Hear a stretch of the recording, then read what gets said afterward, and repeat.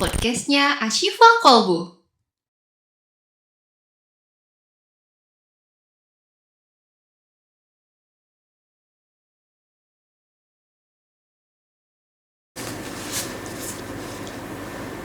Assalamualaikum warahmatullahi wabarakatuh.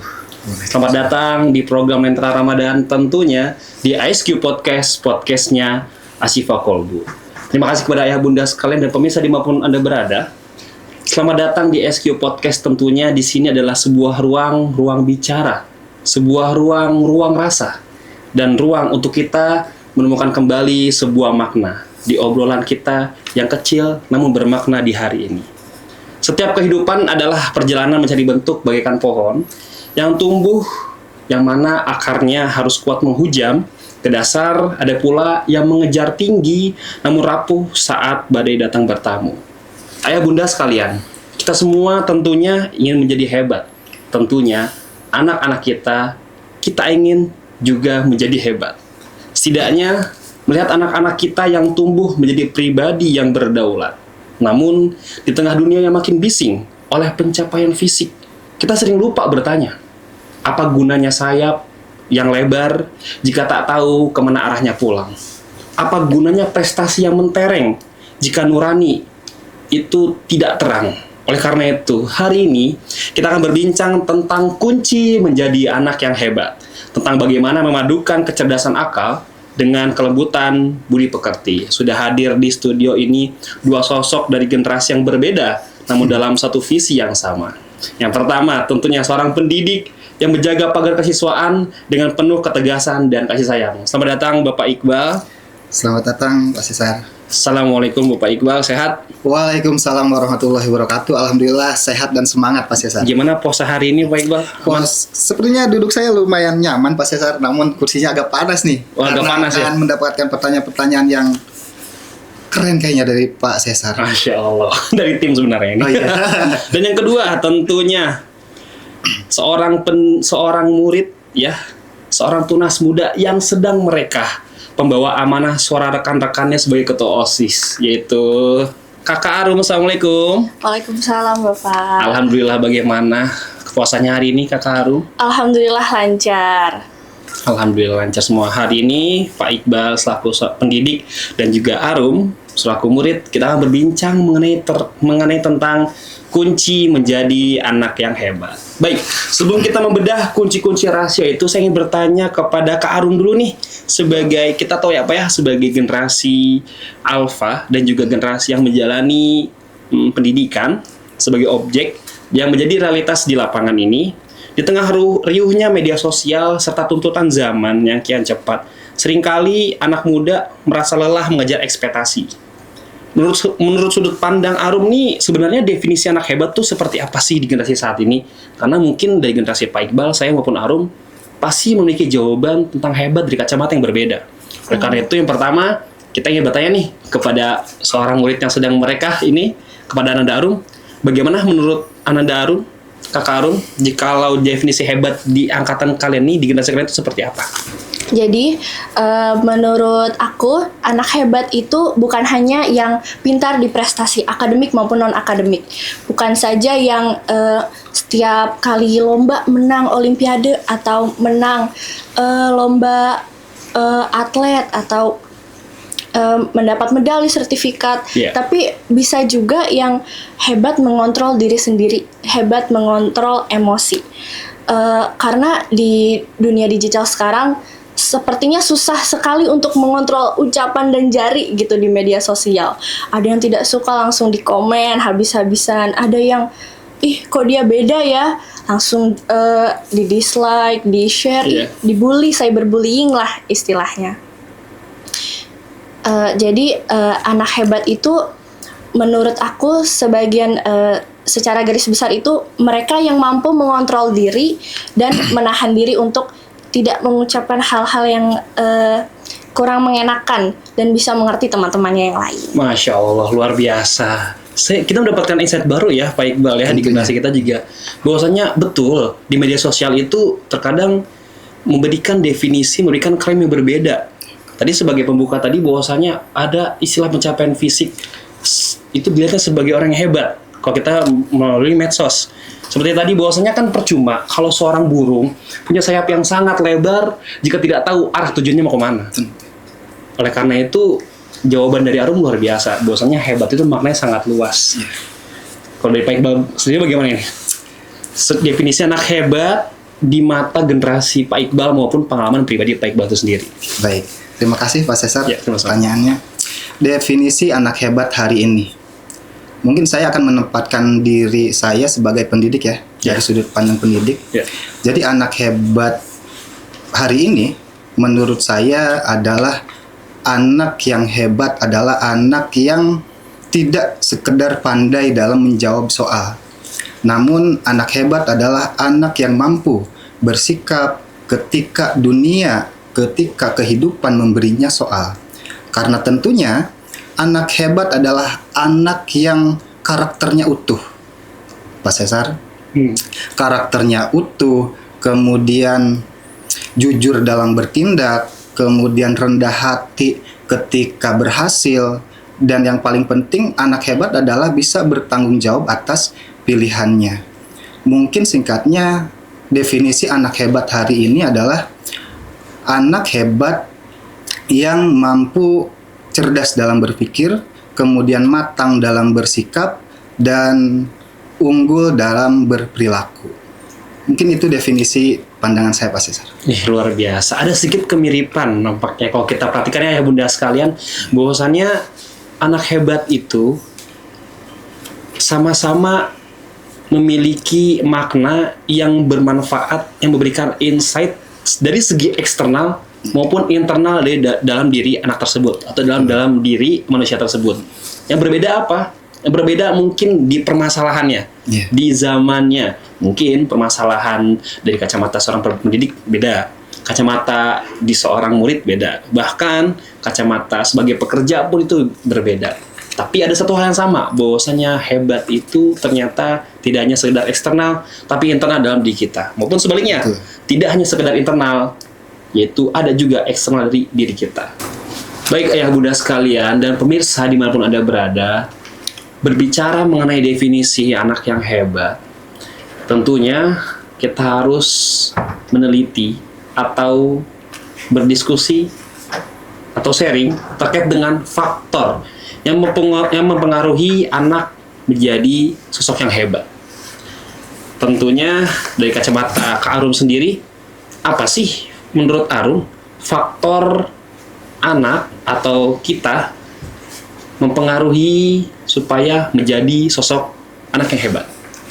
Oke, menurut pandangan aku, faktor untuk menjadi anak hebat itu tidak terlepas dari dorongan dan dukungan orang tua ataupun keluarga di rumah. Lingkungan di rumah ya? Benar. Jadi lebih ke pola asuh sebenarnya. Apakah di rumah dia didengarkan? Apakah dia di rumah diperbolehkan berpendapat? Kalau iya, insya Allah dia di luar rumah akan menjadi anak yang bisa berpendapat dan mendengarkan orang lain. Iya. Kalau dibanding sebaliknya, karena tidak sering didengarkan di rumah, jadinya di luar rumah kadang tidak mendengarkan temannya.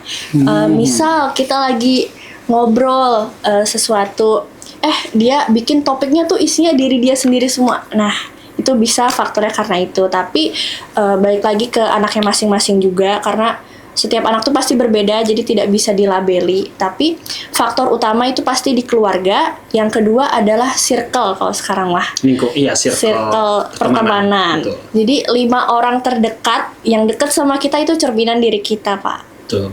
Kalau circle kita isinya anak-anak yang rajin belajar, ambisius lah gitu, pasti kita ikut ke bawah. Sebaliknya juga pasti ikut ke bawah. Masya Allah, luar biasa sekali, betul. Berarti faktor eksternal mempengaruhi ya. Pertama dari pola asuh, terkhususnya kita sebagai keluarga, sebagai madrasatul ula untuk anak-anak kita. Dan yang kedua, faktor lingkungan pertemanan. Mungkin saya sama Pak Iqbal sering membahas tentang pertemanan juga ya Pak ya. Bahwasanya kalau kita dekat dengan tukang minyak wangi, kebagian wanginya. Kita deket sama tukang las, jadi kebagian apanya tuh kalau las? matanya. Iya. Cahayanya ya?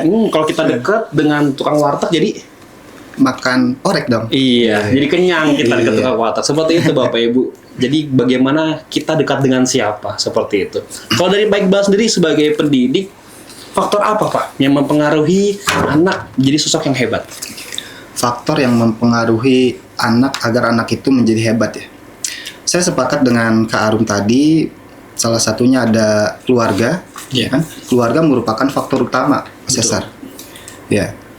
Selain keluarga itu ada sekolah dan tentunya ada lingkungan. Ketiganya ini sangat penting Pak Cesar. Karena apa? Karena keluarga merupakan pondasi awal. Kemudian sekolah itu sebagai pembentuk pengetahuan dan lingkungan sosial itu merupakan alat atau untuk memperkaya pengalaman. Namun di sini keluarga adalah hal utama yang menanamkan nilai tentang apa itu kebenaran, apa itu salah. Kemudian keluarga yang mengajarkan tentang apa itu arti tanggung jawab. Dan tentunya keluarga pun akan mengenalkan tentang bagaimana memperlakukan orang lain. Gitu. Kalau sekolah, mungkin sekolah bisa mengajarkan anak tentang apa yang harus dipikirkan.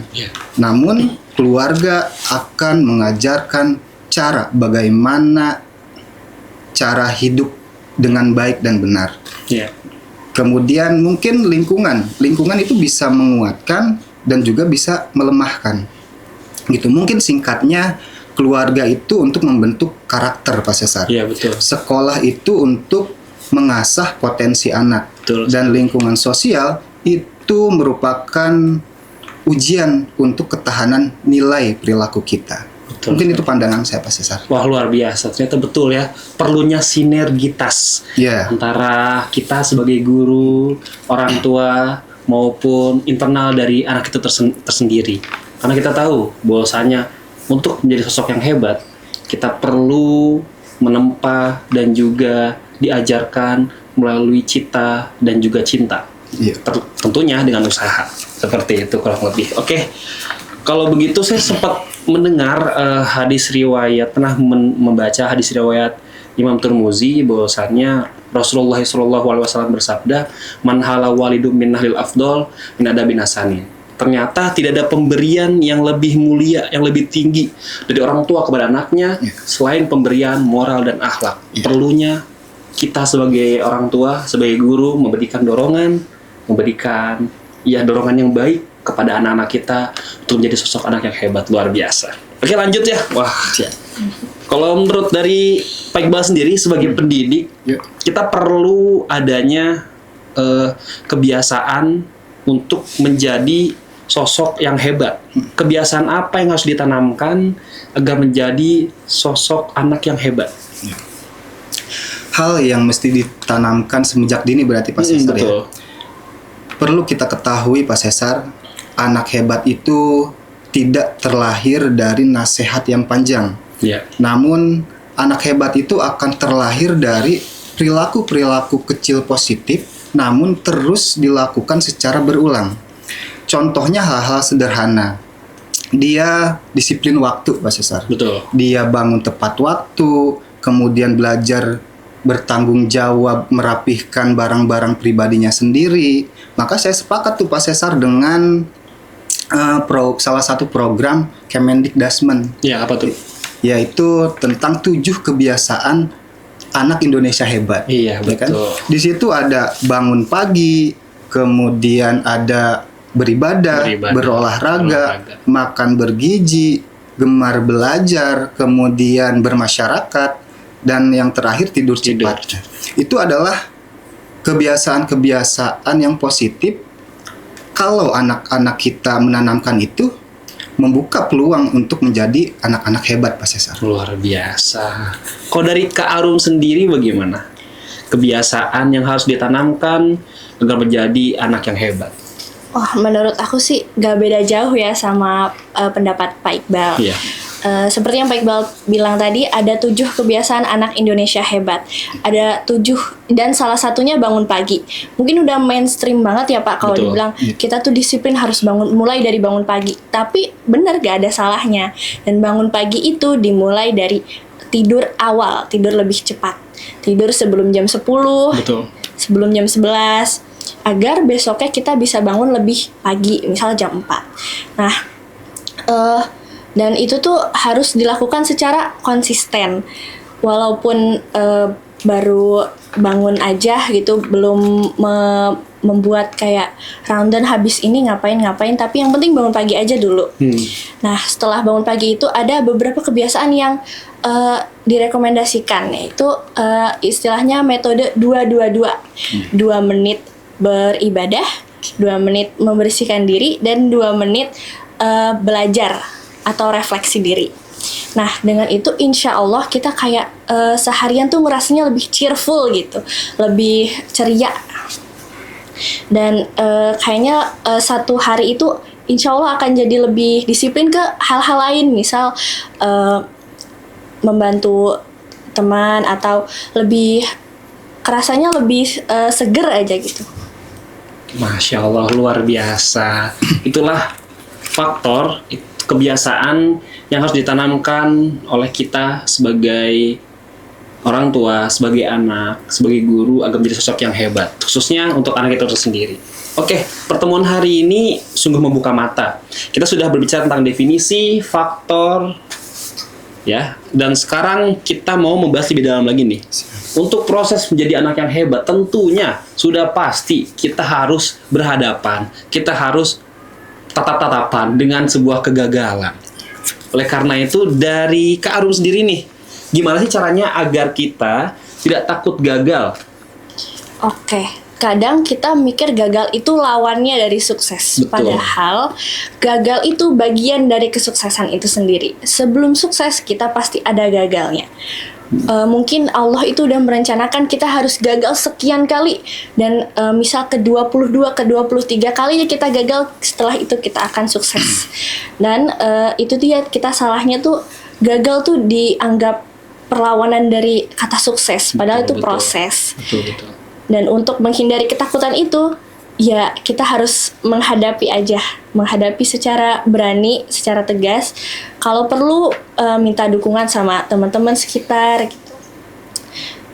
Oh, seperti itu. Memang benar sih. Terkadang juga pernah ketemu nggak sih teman-teman Arum, even lagi di luar atau di sekolah, itu kan kadang banyak yang gengsi sama kegagalan. Mereka pengen sukses tanpa gagal. Karena kalau gagal takut diomongin orang. Banyak banget. Padahal teman-teman semua, ayah bunda sekalian, kegagalan adalah salah satu proses kita untuk menuju kesuksesan tersebut.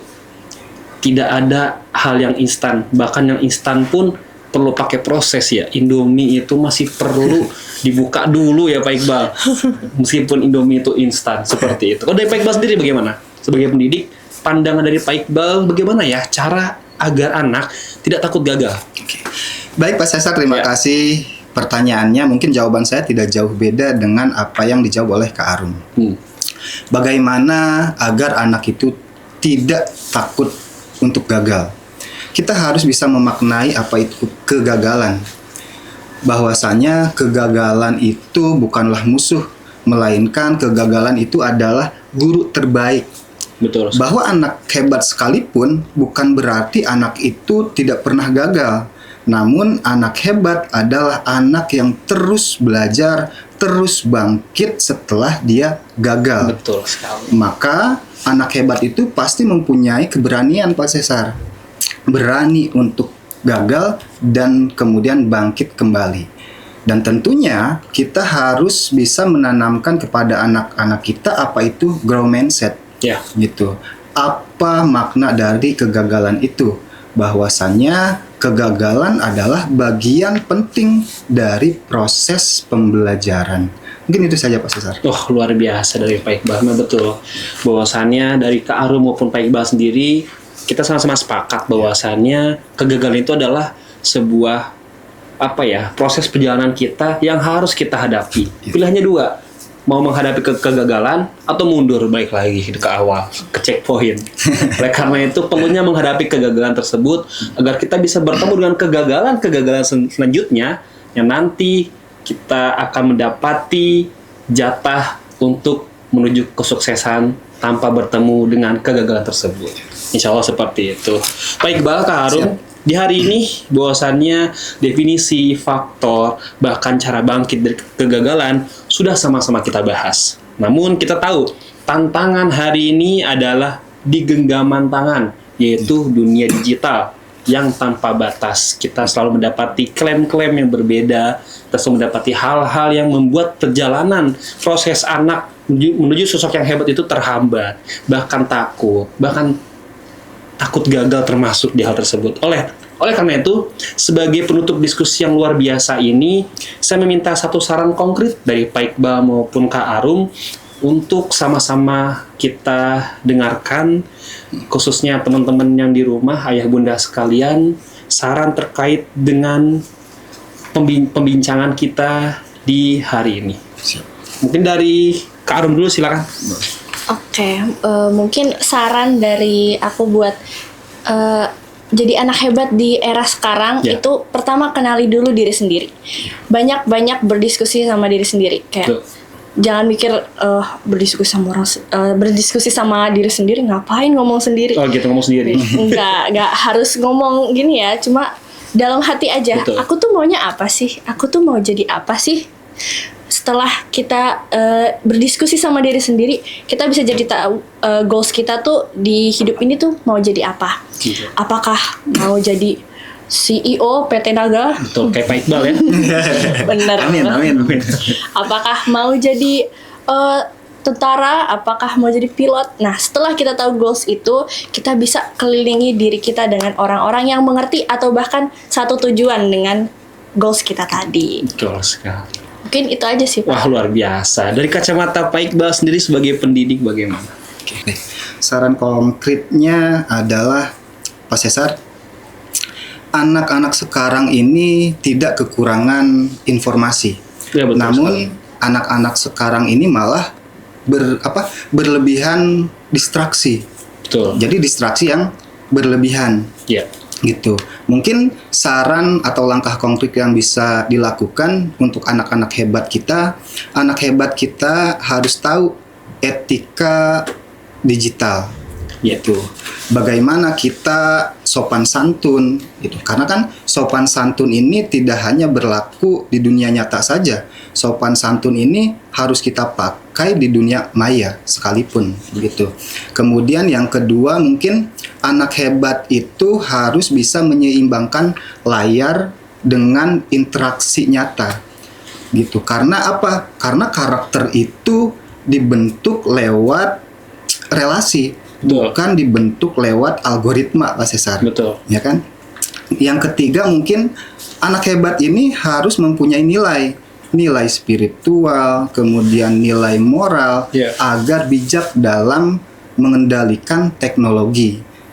Karena ketika bisa mengendalikan teknologi, maka anak-anak hebat ini akan memanfaatkan teknologi ini sebagai alat untuk membantunya untuk terus berprestasi. Dan mungkin konklusi dari perbincangan kita hari ini adalah kita harus paham bahwasanya menjadi anak hebat itu tidak instan ya. Betul. Tidak mudah, namun menjadi anak hebat ini adalah perjalanan jangka panjang karena yang dibentuk adalah peradaban, Pak Cesar, gitu. Karena menjadi anak hebat pun itu butuh kedisiplinan, ya kan? Butuh keteladanan, butuh lingkungan yang sehat, hingga akhirnya adalah anak hebat itu tidak hanya pintar, tidak hanya pandai, namun anak hebat itu harus menjadi manusia yang bermakna untuk sesama dan berakhlak di hadapan Tuhannya. Mungkin itu Pak Cesar. Luar biasa dari Pak Iqbal dan Kak Arum. Sahabat SQ, sebuah pelajaran berharga kita petik di hari ini bahwa menjadi hebat bukanlah tentang mengalahkan orang lain, melainkan tentang bagaimana kita menaklukkan ego diri untuk menjadi orang yang manfaat bagi kita semua. Khairun nas anfa'uhum linnas. Prestasi mungkin akan membuat kita dikenal di mata dunia, namun karakterlah yang akan membuat kita dikenang di hati manusia dan diterima di hadapan Sang Pencipta. Kurang lebih seperti itu. Jangan pernah takut ya teman-teman. Jangan pernah takut untuk memulai sesuatu dari hal yang kecil. Karena pohon yang besar saja dimulai dari benih yang sabar, yang selalu berproses di dalam tanah. Barakallah. Semoga kita semua menjadi sosok yang hebat, yang bermanfaat bagi nusa, agama, dan bangsa. Amin ya rabbal alamin. Ayah bunda sekalian, kita sama-sama tahu untuk menjadi hebat, mari sama-sama kita didik anak kita menjadi anak yang pintar, karena nanti kalau anak-anak kita pintar, maka negara akan besar. Mari kita didik anak-anak kita yang mempunyai akhlak yang mahmudah, agar negara akan barokah. Mari sama-sama kita didik anak-anak kita menjadi anak-anak yang beriman, agar negara akan aman. Terima kasih kepada Pak Iqbal atas kebijaksanaannya. Terima kasih kepada Kak Arum atas energi positifnya. Semoga diskusi singkat ini menjadi pengingat untuk kita semua bahwa jalan menjadi anak hebat adalah jalan yang panjang. Kita sama-sama sepakat yang penuh dengan cinta dan konsistensi. Saya Muhammad Cesar Arfain beserta dengan kru yang bertugas pamit undur diri. Teruslah tumbuh tanpa menjatuhkan dan teruslah bersinar tanpa menyilaukan. Terima kasih kepada Grafindo Media Pratama dan terima kasih kepada Bank Syariah Indonesia KCP Citerep 1. Saya Cesar Arfain, Kak Arum, Pak Iqbal, pamit. SQ Podcast, podcastnya Ashifa Kolbu. Wassalamualaikum warahmatullahi wabarakatuh.